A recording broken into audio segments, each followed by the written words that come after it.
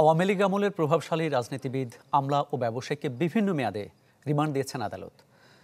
আলাদা ৩ হত্যা মামলায় তাদের রিমান্ড দেওয়া হয়। বিকেলে আসামিদের হাজির করা হলে হট্টগোল বাঁধে ঢাকা চিফ মেট্রোপলিটন ম্যাজিস্ট্রেট আদালতে।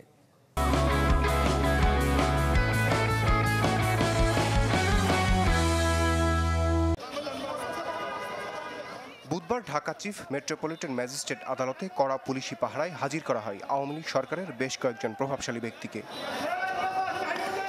এ তালিকায় ছিলেন এক্সিম ব্যাংকের সাবেক চেয়ারম্যান নজরুল ইসলাম, বিজিএমইএ সাবেক সভাপতি সালাম মুর্শিদি, শেখ হাসিনা সাবেক মুখ্য সচিব কামাল নাসের চৌধুরী ও সাবেক সচিব মেজবাউদ্দিন।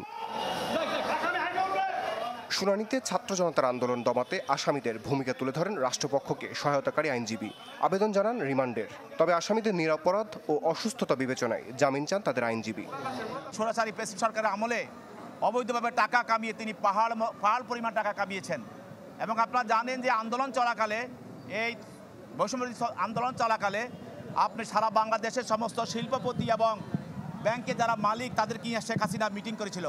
সেই মিটিংয়ে নজরুল ইসলাম খান মজুমদার বক্তব্য রাখেছিলেন এবং তিনিও বলেছিলেন যে আপনি এই আন্দোলন দমান, এই দমনের জন্য যে টাকা পয়সা যা ধরনের সহযোগিতা করার দরকার আমরা করব। সার্বক্ষণিক চিকিৎসার মধ্যে রাখা হয়, কেননা তিনি একজন ক্যান্সার পেশেন্ট। তিনি রাষ্ট্রের একটি গুরুত্বপূর্ণ জায়গায় ছিলেন বলে আমরা এই আদালত যে আদেশ দিয়েছে, আদালতের এই আদেশে আমরা সন্তুষ্ট। শুনানি চলাকালে এজলাসে ম্যাজিস্ট্রেটের সাথে হট্টগোলে জড়ান বিএনপিপন্থী আইনজীবীরা। পরবর্তীতে সিনিয়র আইনজীবীদের মধ্যস্থতায় নিয়ন্ত্রণে আসে পরিস্থিতি। রমিজ হুসাইন, চ্যানেল 24, ঢাকা।